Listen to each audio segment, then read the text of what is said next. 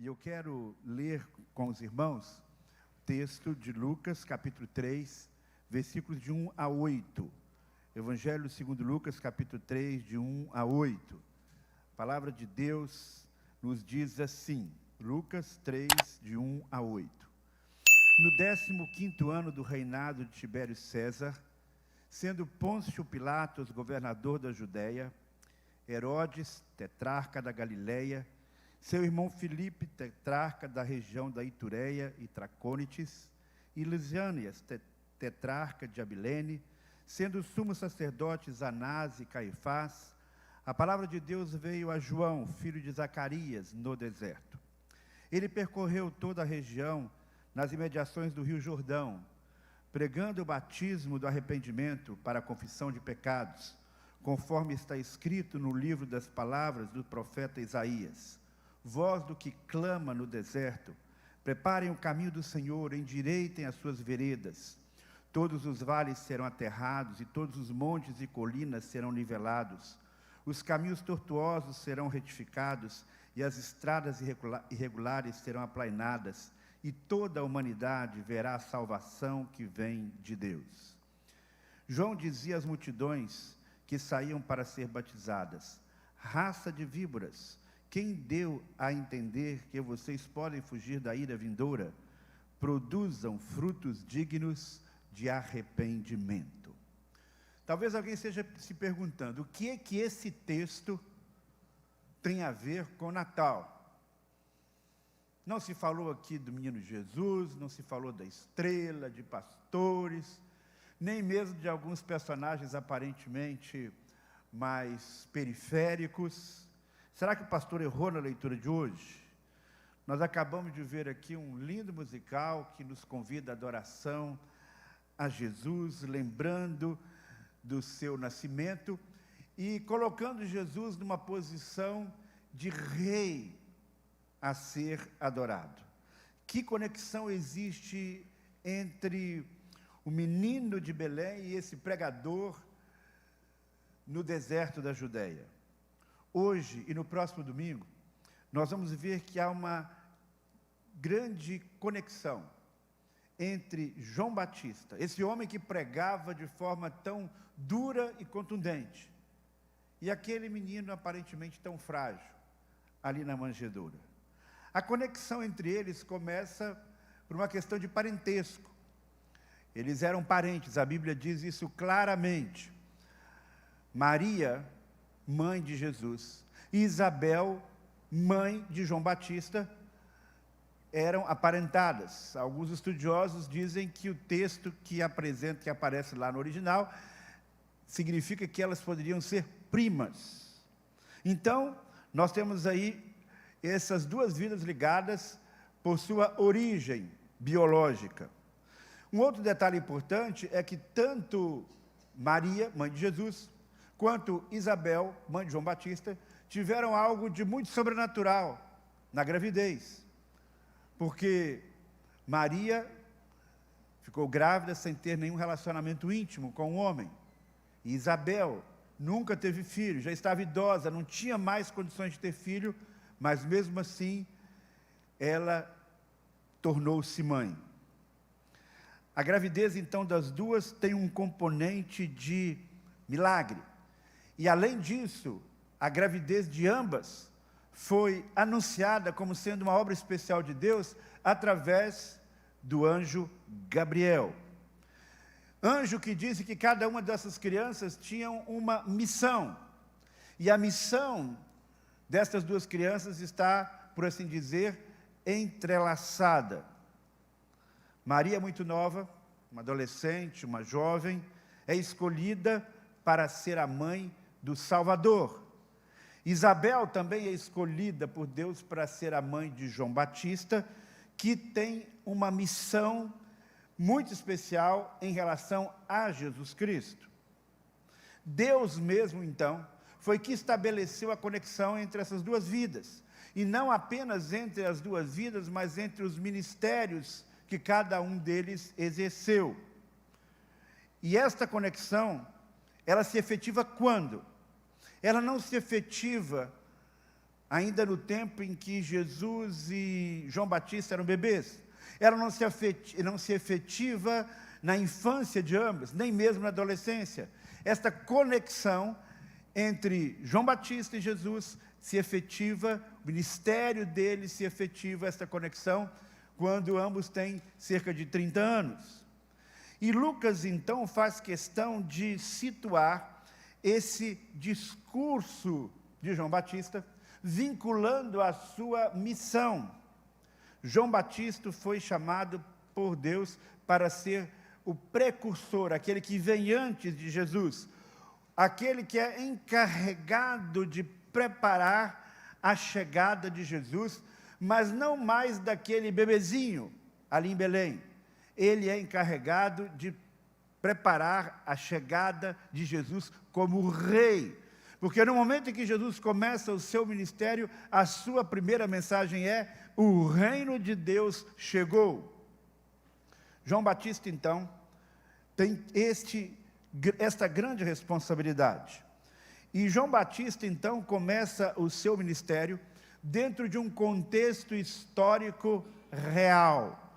Ele é situado por Lucas num contexto sociopolítico econômico. Nós temos aqui os nomes e as datas de personagens importantes naquele tempo. O imperador romano, aquele que dominava o mundo, era Tibério César. Na Judéia, uma pequena região que hoje está ali nas cercanias de Jerusalém, na Judéia, o governador indicado por Roma é Pôncio Pilatos. Em outras regiões adjacentes, nós temos Filipe e Lisânias. E é nos apresentado também os nomes daqueles que representam o poder religioso. 2 sumos sacerdotes, Anás e Caifás. Até a data em que isso está acontecendo nos é dada, 15º ano do reinado de Tibério. Então nós temos aqui nesse contexto em que João Batista vai surgir e iniciar o seu ministério, uma moldura do que está acontecendo no mundo. Quem são os poderosos naquele tempo e naquele contexto específico? 7 personagens, 5 políticos e 2 religiosos que também atuavam como políticos. A chegada do rei Jesus, portanto, situa-se em um contexto histórico real. A chegada de Jesus não se dá num vazio histórico. Quando ele nasce, é Herodes quem domina. Ele chega ao mundo quando nasce em Belém, mas nós podemos dizer que ele chega ao mundo para exercer o seu reinado quando ele exercita o seu ministério, logo depois de ser apresentado por João Batista como sendo o Cordeiro de Deus que tira o pecado do mundo, e como sendo alguém tão importante que ele não tinha competência sequer de desamarrar a correia das suas sandálias. O rei dos reis, o rei que louvamos nesta noite, ele chega num mundo caótico, marcado pela corrupção política, religiosa, pela injustiça social, em meio a um povo oprimido. João Batista e Jesus, meus queridos irmãos e amigos, não são personagens que foram criados por alguém que concebeu, inventou uma história, um conto, uma lenda. Não é um mito. As bases do cristianismo estão, por assim dizer, enraizados na história. História que apresenta nomes, datas, locais, personagens reais, que podem ser comprovados, inclusive, pelos estudos arqueológicos. Lucas apresenta Jesus como uma realidade histórica incontestável. E isto dá, então, um peso muito grande a tudo aquilo que nós lemos na Bíblia. Porque na Bíblia há, sim, parábolas, há as coisas que são apresentadas de uma forma simbólica, mas a Bíblia transcende visões sobrenaturais dos profetas. A Bíblia fala de fatos reais, ainda que sobrenaturais. Neste cenário, então, de uma realidade, é que João Batista chega para preparar o caminho para o Rei Jesus. No Natal, nós celebramos a chegada do Rei ao mundo. A chegada quando ele nasce em Belém. Mas nós precisamos também celebrar e refletir sobre a sua chegada ao mundo dentro do contexto da sua missão. Ele vem para ser o Rei dos Reis e ele inicia o seu reinado efetivamente a partir deste momento. Ele inicia o seu reinado a partir de uma obra preparatória que é feita por João Batista. E quando ele entra na história, ele desestabiliza os poderosos que se sentem ameaçados por ele. Então, Jesus é apresentado como rei, e ao mesmo tempo Lucas está apresentando quem são os reis e poderosos daquele tempo, e vai mostrando então ao longo da vida de Jesus o contraste entre o poder desses homens e o poder de Jesus. Jesus não vai começar o seu ministério alistando um exército armado. Ele chama 12 homens de diferentes tendências políticas, inclusive. Ele não convoca um exército celestial para invadir a Palestina e usurpar aquele poder e tomar aquele poder do Império Romano. Ele não usa nenhuma arma para estabelecer o seu reino aqui na terra que tenha um poder destrutivo no sentido de um poder de violência física. Jesus chega e começa a estabelecer o seu reino, apresentando os valores do reino de Deus e apresentando a sua posição neste reino, que é a posição de rei. Reino de Deus, reino de Cristo, foi uma realidade histórica, mas ao mesmo tempo uma realidade espiritual, porque a obra de Jesus, o reinado de Jesus, transcendeu a sua existência aqui na terra, os 33 anos que ele viveu aqui. O reino de Deus, então, é uma realidade no plano espiritual. Ao tempo que é uma realidade histórica, encravada na história, é também uma realidade num plano superior, e por isso ela nos alcança. E é por isso que nós somos desafiados a conhecer quem é este rei, a louvar este rei, e a trazer a realidade do reino de Deus aqui para o Ceará, para o Brasil, neste ano de 2023, neste ano em que o presidente do Brasil é Luiz Inácio Lula da Silva, nesse ano que o presidente de uma grande potência mundial é o Joe Biden, e tantas outras pessoas que dirigem e que coordenam a realidade do mundo. Trazer para esse contexto a mensagem do nosso rei e os valores do reino é o que Deus espera de nós. O que Deus espera de nós é que possamos agir como João Batista e como Jesus, procurando trazer a realidade do reino de Deus para a nossa realidade, porque afinal de contas foi isso que Jesus ensinou na sua grande oração. Pai nosso que estás no céu, venha o teu reino, seja feita a tua vontade, assim na terra como no céu.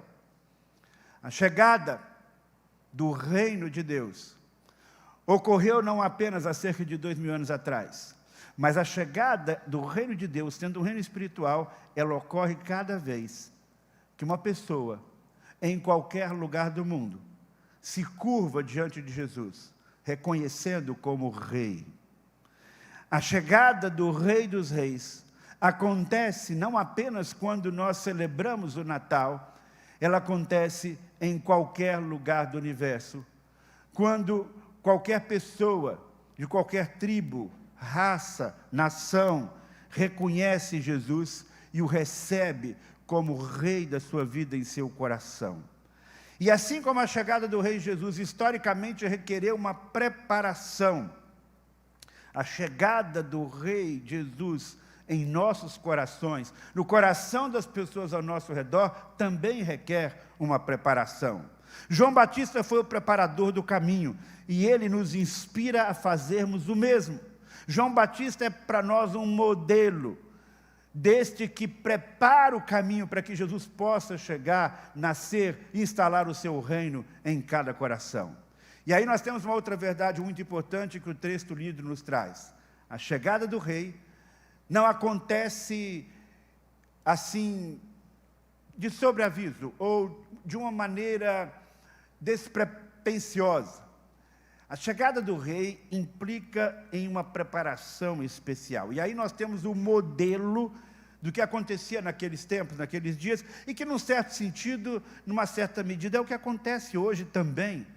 Quando pessoas poderosas, quando chefes de Estado vão se locomover de um lugar para o outro, ele não senta dentro de um avião comercial e chega lá e desembarca naquele lugar, naquele país, como qualquer um de nós dos mortais. Não, há toda uma logística, há toda uma preocupação com a segurança para que esta autoridade possa chegar e desembarcar e exercer ali o seu papel. Mesmo dentro do próprio país, quando uma grande autoridade chega numa cidade no interior ou em qualquer outro lugar, há ali dezenas, se não centenas de assessores, de apoiadores, de pessoas de segurança que estão ali preparando tudo para que ele possa estar naquele lugar. Em alguns lugares, em algum lugar, não é no Brasil, eles até maqueiam a realidade. Se o presidente vai passar numa determinada rua ali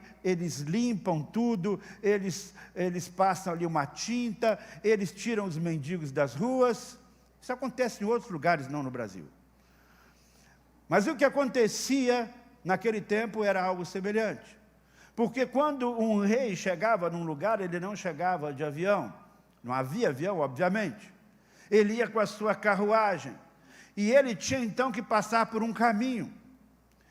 E os caminhos que cruzavam os países naquela época podiam ser caminhos planos, podiam ser caminhos retos, ou podiam ser caminhos tortuosos. Podiam ser caminhos esburacados, ou podiam ser caminhos em que houvesse uma terraplanagem, que facilitasse a passagem do rei, que ele não tivesse que subir ladeiras muito grandes. E aí então nós temos esta imagem simbólica que tem uma conexão com a realidade. Quando o imperador visitava determinadas regiões do império, e não havia boas estradas, o que eles faziam? Eles construíam uma estrada, ou eles restauravam uma estrada que estava estragada, preparando o caminho para a chegada do imperador. E nós temos esse conceito, de alguma maneira, de caminhos preparados em todo o Velho Testamento. Os profetas falam sobre isso, o próprio Isaías diz: a vereda do justo é plana, tu és reto, torna suaves o caminho do justo. Lá em Provérbios, capítulo 8, versículo 20, ando pelo caminho da retidão, pelas veredas da justiça. Então, essa ideia do caminhar é algo que aparece da vida, estrada plana, sem curvas, sem dificuldade de chegar. Reconhece o Senhor em todos os teus caminhos e Ele endireitará as suas veredas. E aí nós temos então a palavra profética de Isaías: então os vales serão levantados, todos os montes e colinas serão aplainados, os terrenos acidentados tornarão planas e as escarpas serão niveladas. Então nós temos aqui simbolicamente um desafio. Para que o Rei dos Reis possa chegar, nós precisamos também preparar o nosso caminho. Nós também precisamos ter uma atitude que represente esse preparar o caminho.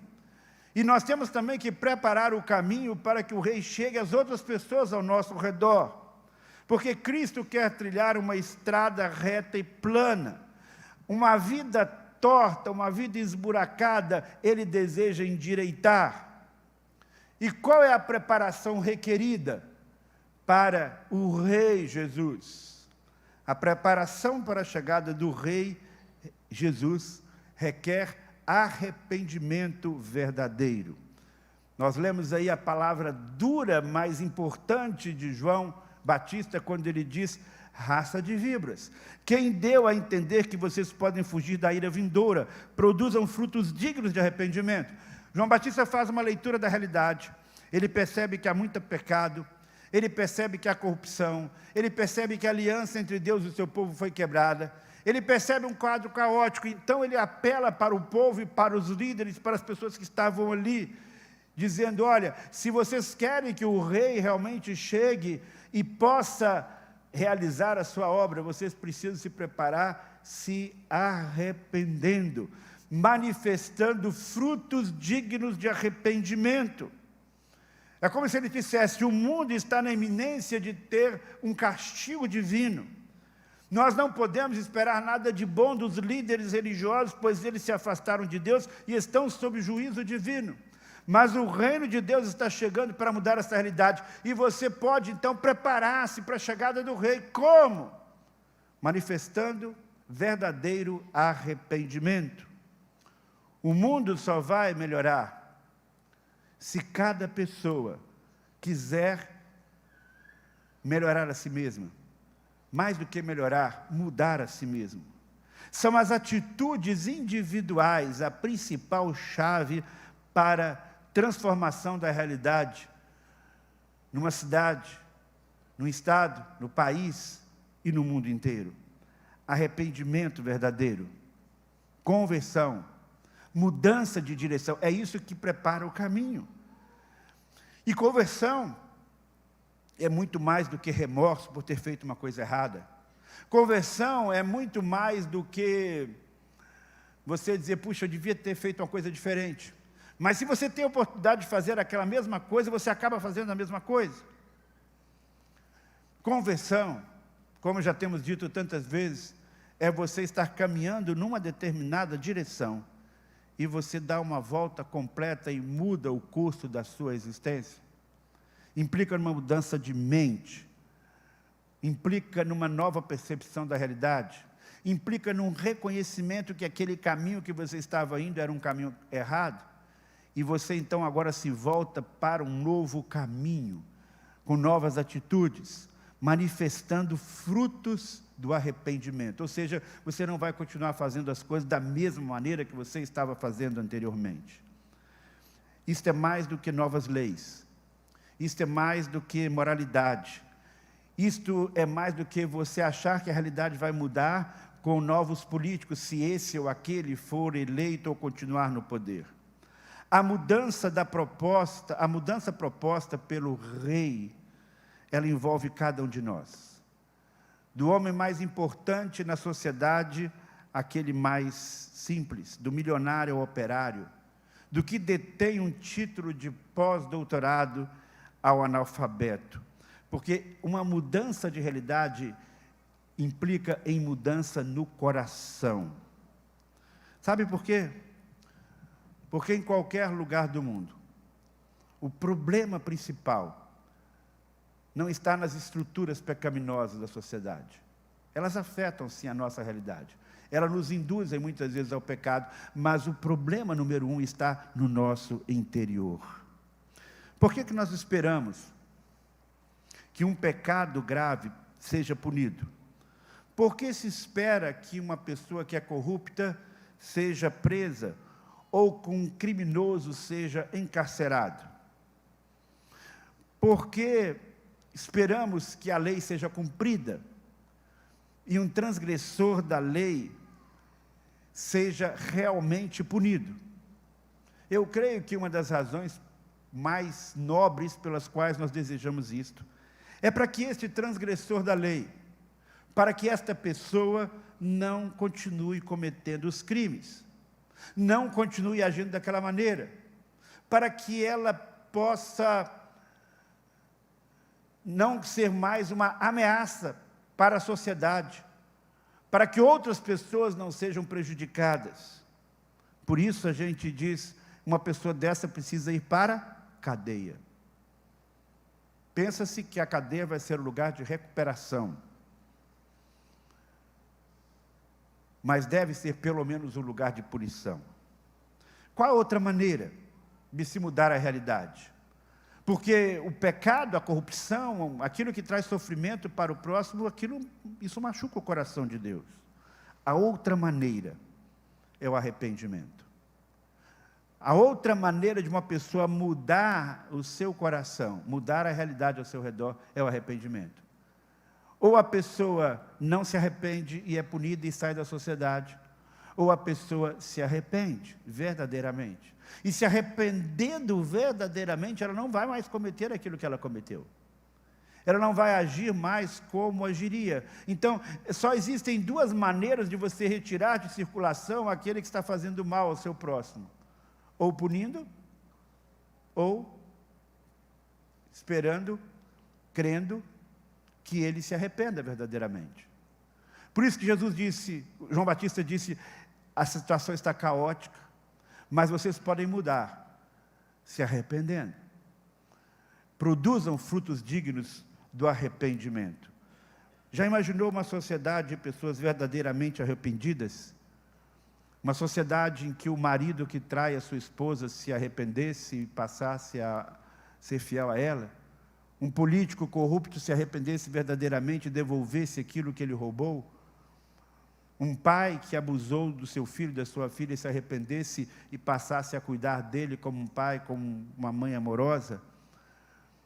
Aquele que mentiu, aquele que adulterou, aquele que está preso no mundo das drogas, experimentando o verdadeiro arrependimento e o poder de Deus, tendo a sua vida realmente transformada. Essa pessoa não precisaria de punição, porque a transformação do seu coração automaticamente faria com que ele vivesse de forma diferente e abençoasse as pessoas ao seu redor. O que nos capacita a não repetir os mesmos erros, mesmo que não sejam erros tão graves quanto esses que eu mencionei aqui. O que nos capacita a não cometer os mesmos erros é o arrependimento. Arrependimento verdadeiro e profundo. Arrependimento que não é simplesmente uma obra humana, mas é algo de Deus no nosso coração. E a chegada do Rei em nossas vidas requer este olhar para dentro de si mesmo. A chegada do Rei em nossas vidas significa reconhecer os nossos pecados. Por isso que João está dizendo, João Batista está dizendo, que vocês possam se arrepender, que vocês possam confessar os seus pecados, e que vocês possam manifestar, inclusive, isto de uma maneira bem clara, através do batismo. O Rei, Jesus, chegou ao mundo fisicamente há 2000 anos atrás, mas Ele continua chegando em nosso planeta, na medida em que encontra lugar em nosso coração. Na medida em que Ele encontra lugar no coração das pessoas ao nosso redor. Mas para que Ele entre nesse coração, é preciso que haja arrependimento. Sem arrependimento, o caminho fica tortuoso. Sem arrependimento, o Rei não consegue chegar. Sem arrependimento, o Rei não cumpre a missão pela qual Ele veio. E esse arrependimento implica em mudança de atitude. No plano espiritual, todo dia pode ser dia de Natal. No plano espiritual, todo dia Jesus pode nascer no coração daquele que ainda não o acolheu como Salvador e Rei de sua vida. Todo dia esta oportunidade existe. E nesta noite, nesta hora, esta também é a sua oportunidade. Você pode preparar o caminho do seu coração para a chegada do Rei Jesus, crendo nele, mas antes disso, arrependendo-se dos seus pecados, reconhecendo que você é um pecador e que deseja uma obra transformadora de Deus em sua vida. Vamos fechar os nossos olhos, vamos falar com Deus neste momento. Esse é o momento de você fazer uma autoanálise, uma reflexão muito pessoal. E dizer para o Senhor: Senhor, que áreas da minha vida precisam ser colocadas diante do Senhor para que sejam transformadas.